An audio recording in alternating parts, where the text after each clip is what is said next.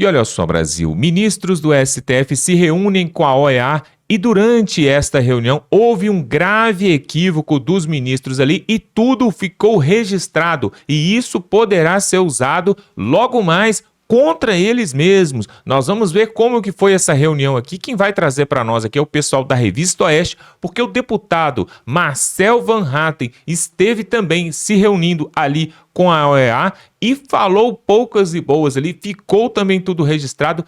Isso vai vir à tona porque eles vão trazer um relatório final, porque eles ouviram as duas partes, tanto os ministros do STF quanto os parlamentares que são a favor aí da liberdade de expressão. Vamos para essa matéria que está sensacional. O clima está tenso em Brasília. Dá um like nesse vídeo, eu quero te pedir para dar um like, porque aí você nos ajuda e fortalece. E também se inscreva aqui no canal. Se você ainda não é inscrito, pessoal, tá perdendo tempo. Se inscreva aqui. Vamos rapidinho para esse vídeo. Olha só no que deu essa reunião e o que pode vir para Moraes, Barroso, Flávio Dino e companhia. Confira. Bom, e hoje mais cedo, o deputado federal Marcel Van Hatten teve uma reunião com Pedro Vaca Villarreal, relator da Comissão Interamericana de Direitos Humanos, para tratar dos abusos do Supremo Tribunal Federal contra a liberdade de expressão.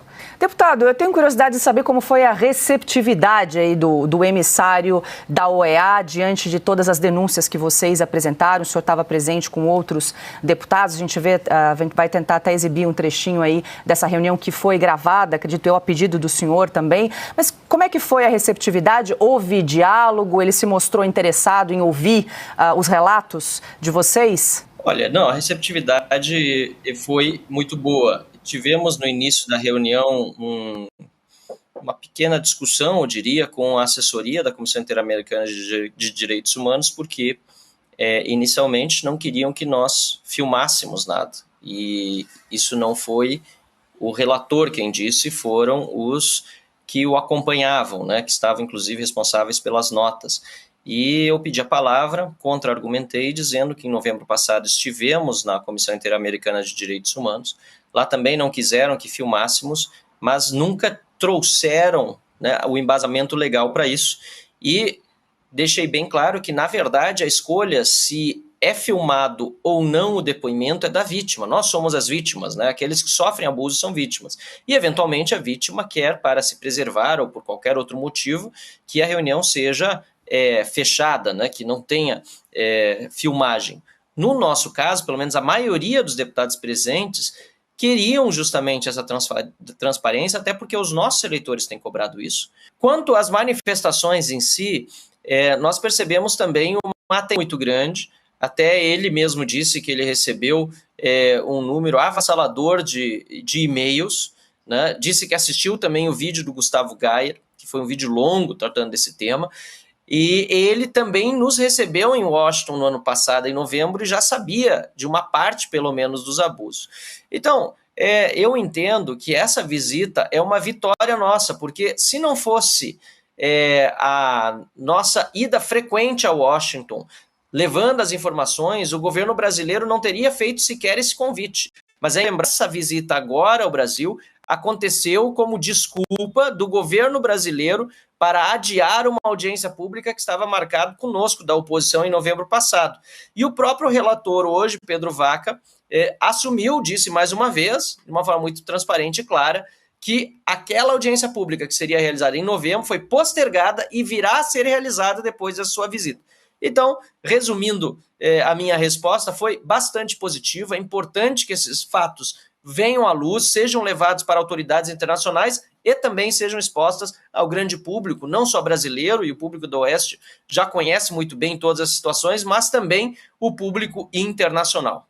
Deputado, qual é na sua opinião, o que é que mais, qual é o assunto mais importante, ou a denúncia mais importante a ser feita ao emissário da OEA? Bom, eu acho que ficou muito claro ali na imagem que ficou definidora, né, Augusto, dessa nossa audiência com ele, o amigo do meu pai. Acho que todos vocês devem ter visto, né, a capa da revista Cruzoé ali no fundo. Nós fizemos questão de colocar ela no telão, porque aquele foi o momento definidor, na minha opinião, e creio que é consenso da matéria, que é elemento definidor quando o Supremo Tribunal Federal decidiu arrogar para si esse direito que ele não tem de censurar a mídia, censurar pessoas, porque informações que os ministros não gostam, com as quais eles não concordam, são veiculadas. E tudo começou justamente com a denúncia de que José Dias Toffoli, então presidente do Supremo Tribunal Federal, seria o amigo do meu pai nas planilhas Odebrecht. Ou seja, a denúncia revelada pela revista Cruzoé de que um delator da Lava Jato, Marcelo Odebrecht, tinha Dias Toffoli na lista daqueles que recebiam propinas da empresa, pagas, claro, com dinheiro desviado dos cofres públicos. O STF não gostou daquilo na época, a gente lembra bem o que aconteceu,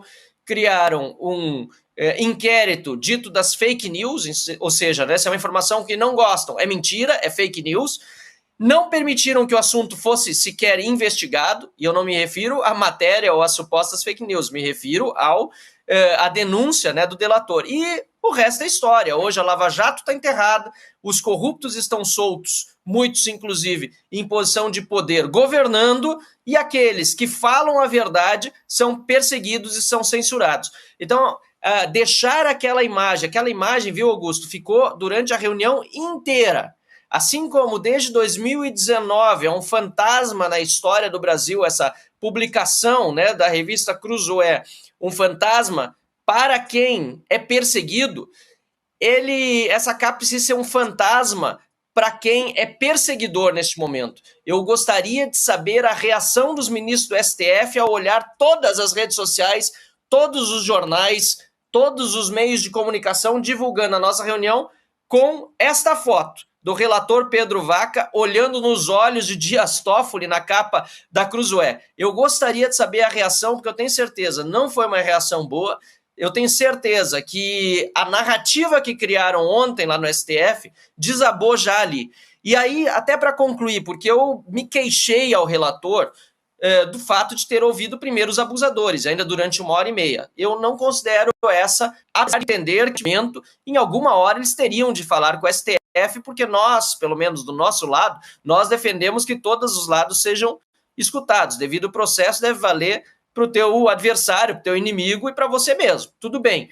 Agora, eles terem ouvido ontem o STF também nos deu a oportunidade de rebater mentiras, inclusive aquela contada de que, entre aspas, né, apenas 120 brasileiros teriam sido censurados. Primeiro porque mais de 200 contas foram derrubadas pelo X só no ano passado, são informações da própria empresa. Segundo, porque um brasileiro censurado é o suficiente. Quantos precisam ser censurados para que a censura seja reconhecida como um abuso? E terceiro, porque nós sabemos que não é apenas o número de contas de rede social bloqueadas que importa.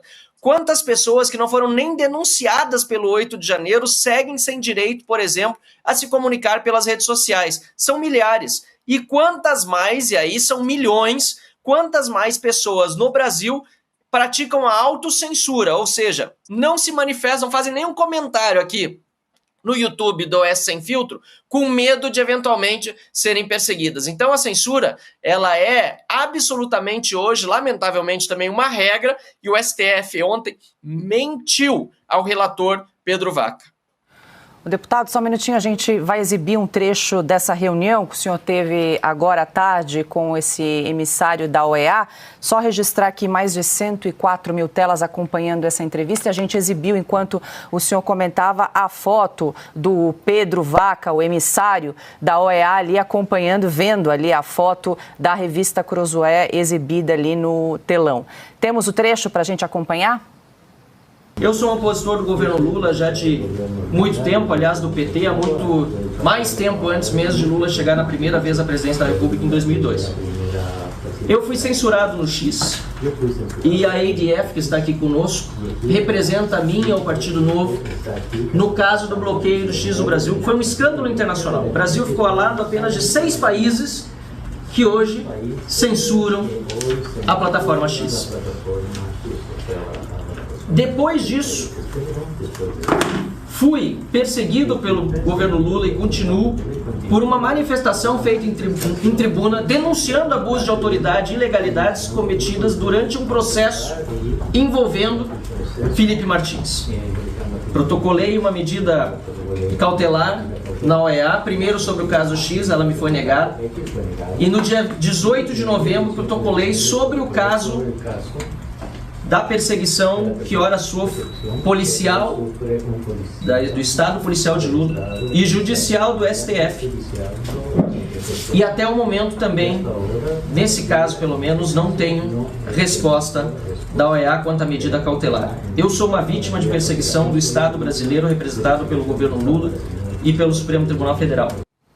Bom, a gente acompanhou então um trecho da reunião em que o deputado Marcel Van Hatten participou com o integrante da OEA. Ao lado dele também estava a deputada Carla Zambelli, também Bia Kicis, o senador Eduardo Girão, o deputado Gustavo Gayer, entre outras pessoas que acompanharam essa reunião, que foi gravada também a pedido do deputado. Piotr, dá tempo para mais uma pergunta. Rapidamente, deputado, boa noite ao senhor. O senhor viu que o STF divulgou uma nota desse encontro aí com o emissário da OEA. E eles insistem, entre tantas coisas, na tese do golpe de Estado, que parlamentares estariam envolvidos nisso, ou qualquer publicação na internet, ou seja, não tem golpe, não dá para justificar isso nem em espanhol, nem em português, nem em inglês, nem em qualquer outra língua, porque golpe é golpe, não tem muita diferença no mundo. E depois o ministro Alexandre de Moraes voltou a falar que o bloqueio do X ocorreu só porque o X retirou o representante legal, quando nós sabemos que naquele momento era porque o Elon Musk tinha o receio do representante ser preso. E no Brasil, ser preso naquele momento era sem direito à defesa, sem direito a advogado, sem direito ao acesso aos autos. O senhor conhece muito bem essa realidade. Ou seja, diante dessa nota do STF, o senhor está percebendo que o STF não está entendendo o que está acontecendo ou ele está dobrando a meta? Olha, Piotr, também satisfação te ver, também estava com saudades tuas. Na verdade, nós vimos pelas imagens o desconforto dos ministros Barroso e Alexandre de Moraes. Aliás, Alexandre de Moraes foi chamado para uma reunião a qual inicialmente não estava prevista sua presença. Então, já se demonstrou ali o quanto estão realmente preocupados com. Eu não vi, apesar de algumas pessoas acharem que essa visita aqui é fake, é uma visita que não vai nos ajudar, vi na reação do STF coisa positiva para ele, certo? Agora, também é importante, viu, Piotr, e a minha fala demonstrou um pouco isso, repito, foi em primeira mão para o Oeste, nós não postamos ainda, mas vamos postar agora em seguida. É importante também a gente salientar que o papel da OEA até o momento foi omisso. Não podemos passar pano para isso.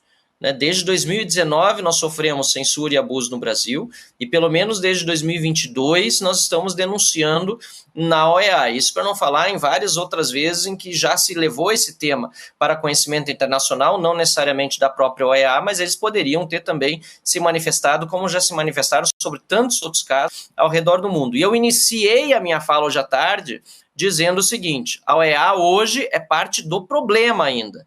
Porque se a OEA tivesse agido antes, se essa visita tivesse acontecido lá atrás, quando iniciaram as nossas denúncias, hoje a situação no Brasil não seria tão grave.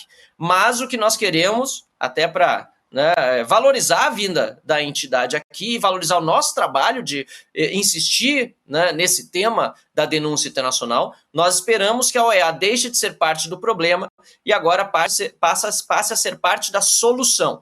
E entendo que sim, voltando à tua pergunta, essa visita ao STF e a nota posterior acabou fragilizando o STF, expondo ao mundo a censura, porque nada mais aconteceu ali do que uma confissão de que pelo menos 120 pessoas foram censuradas pelo STF e a confissão de que o STF, em nome de uma pretensa defesa da democracia, que a gente sabe que eles não fazem, pelo contrário, eles a destroem, estão desmoronando a democracia brasileira, eles estão com um processo que dura aí já 6 anos, Se fosse algo realmente pontual, como tanto defendem, por que não parou logo depois do processo eleitoral? Por que não foi no método Carmen Lúcia, Censura não pode ser feito, mas só um pouquinho, até a eleição, aí tudo bem.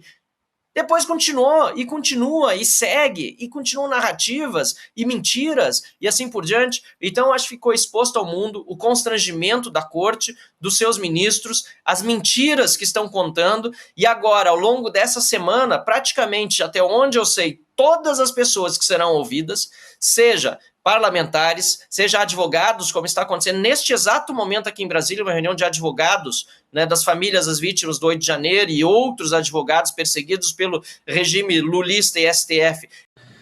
Se você está precisando de uma dose de esperança no Brasil, fica até o final desse vídeo que eu acho que você vai gostar muito. Hoje eu não gravei nada, não tive tempo, foi muito corrido o dia de hoje, mas antes de ir embora eu decidi sentar aqui porque eu preciso passar essa mensagem para vocês.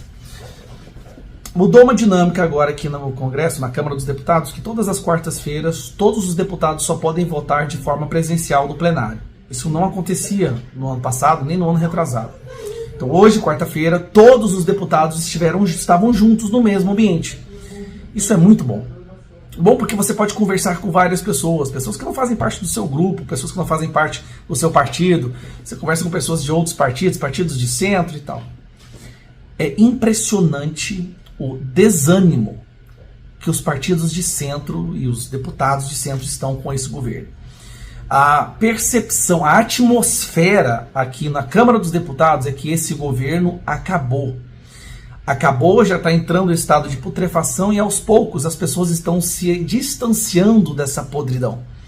Nós estamos vendo todos os partidos de centro percebendo que já não dá mais para caminhar com esse governo. Dificilmente esse governo vai conseguir aprovar as suas pautas nesse ano. E a cada dia que passa, com as notícias da inflação, as péssimas notícias econômicas, as besteiras que o Lula fala, fica pior ainda. E aí surgiu mais uma notícia hoje, que só reforça o que eu estou te falando. Lula hoje fez um evento para comemorar um ano, deixa eu até pegar aqui, porque um ano da nova indústria. Brasil forte, transformadora e sustentável. Um ano para celebrar esse programa dele, que seria para ajudar a melhorar a questão da indústria no Brasil. E ele convidou, obviamente, representantes das maiores indústrias do país. O que aconteceu?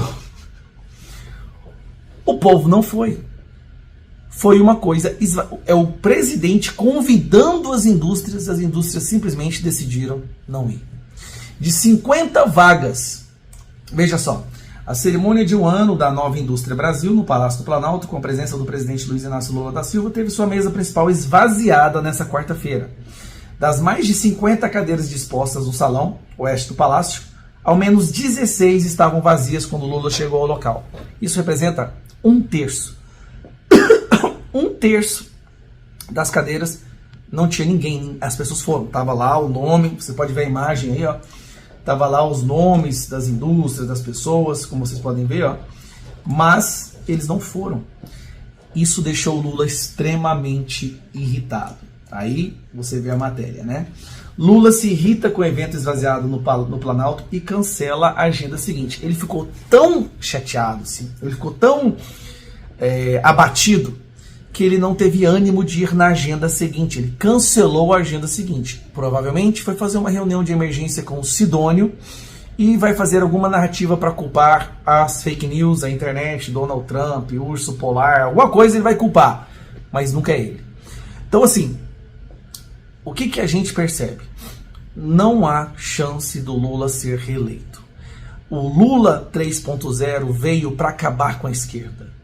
O Lula 3.0 veio para acabar com aquela memória afetiva que as pessoas tinham, principalmente pessoas mais humildes, que elas tinham do Lula. Quando elas falaram, na época do Lula era melhor. Essa memória delas está morta, está sendo assassinada agora. Eles estão entendendo o quão danoso é um governo do PT, e agora é a lição que a gente... Porque querendo ou não, embora tenha tido todos os esquemas de corrupção, e para as pessoas mais esclarecidas isso é o bastante para fugir, passar longe de um partido, para as pessoas mais humildes, elas não estão muito preocupadas com a corrupção, elas estão preocupadas com a comida. Né? A vida delas é difícil, elas têm que lutar todos os dias para sobreviver. Elas têm que lutar para ter um abrigo, pela gasolina, pelo preço do arroz, da carne, do feijão. E eles acharam que com o Lula voltando, tudo iria melhorar. Só que piorou e piorou muito, e a tendência é que vá piorar ainda mais. Já se fala em bomba que vai explodir, já tem gente falando pro Galípolo que não tem como salvar a economia. Bom, vamos ter que passar por um momento de tristeza e de sofrimento, mas uma lição está sendo aprendida. As indústrias, gente, já não querem encontrar com o Lula. O centro já não quer ser associado ao Lula. No Congresso, o que se fala aqui na Câmara dos Deputados é que a anistia já tem votos o bastante para serem aprovados. A anistia, gente, aquilo que o Lula e o governo estão investindo todo o seu esforço para impedir que aconteça, a maioria dos deputados já querem que ela seja aprovada. Perderam a narrativa do golpe, perderam a narrativa da esquerda ser melhor para os pobres, perderam todas as narrativas que eles estão lutando, dela liberdade de expressão, da censura. É por isso que a gente está, eu vou te dizer a verdade, muitos deputados terminaram o ano passado desanimados, está todo mundo agora com um sorriso de orelha a orelha, com aquela energia, sabe, aquela empolgação, aquela vontade de ir para cima, de ir atrás.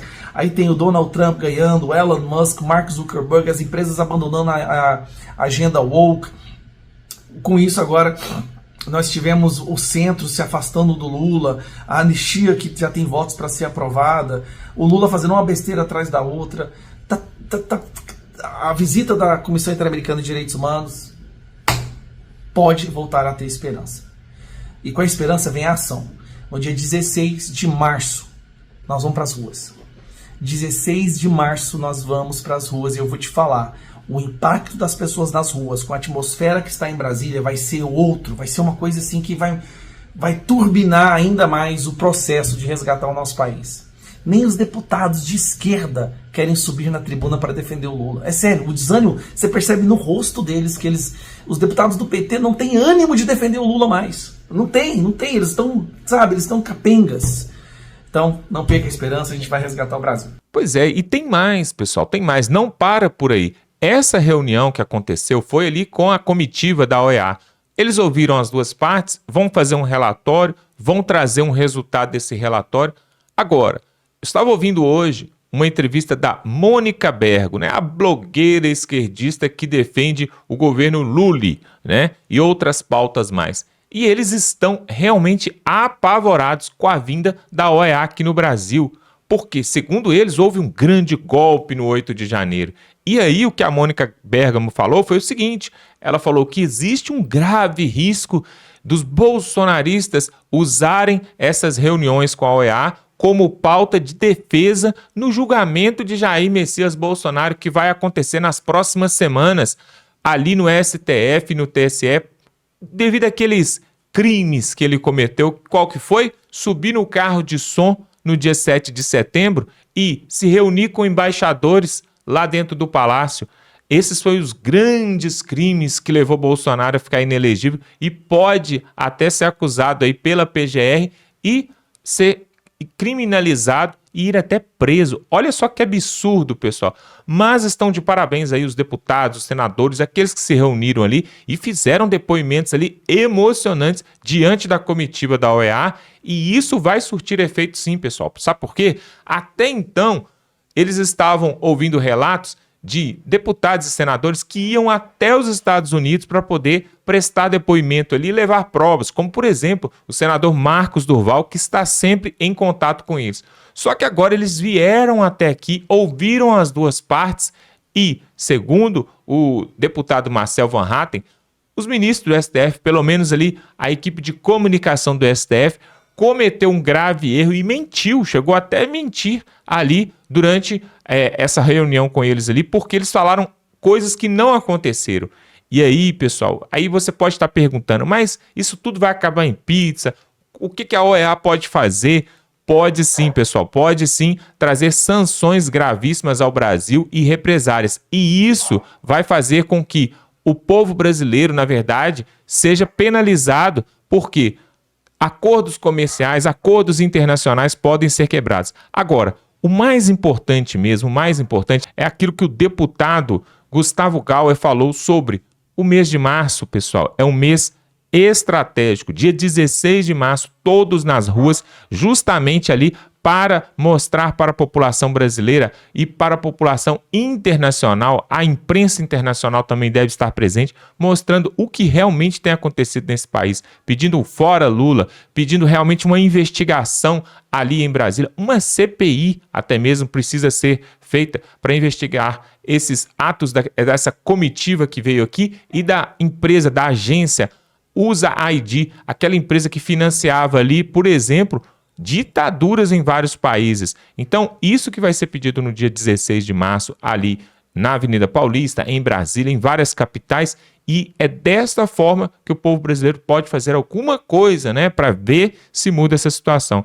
Porque ficar só esperando mesmo um ato ali da OEA, ou de Donald Trump, ou de Elon Musk, só isso não adianta. É preciso o povo ir às ruas e fazer o seu papel, porque ano que vem já é ano de eleição. E se for deixar para o ano que vem, pessoal, pode ser tarde demais. Eu quero te convidar para se inscrever no canal. Clica aqui, pessoal. Clica agora, não deixa para depois. Não, se inscreva no canal, dá um like nesse vídeo. Vamos juntos mostrar para todos o que realmente está acontecendo nesse país. Por quê? O que eles querem, pessoal, no final das contas, o plano da esquerda, o plano desse consórcio comunista que existe ali em Brasília, na verdade, é prender Jair Messias Bolsonaro e completar a vingança de Lula, né? O Lula veio para se vingar, ele já está se vingando do povo, aumentando as taxas, o preço dos produtos e tudo mais. Mas agora eles querem fechar a tampa do caixão com a prisão de Bolsonaro depois que a PGR fizer a acusação ali no Ministério Público e esse processo correr ali no STF. Porém, antes disso, o pessoal vai às ruas ali, a multidão vai às ruas e eu tenho certeza que isso vai fazer grande diferença. Vamos ficando por aqui e até a próxima.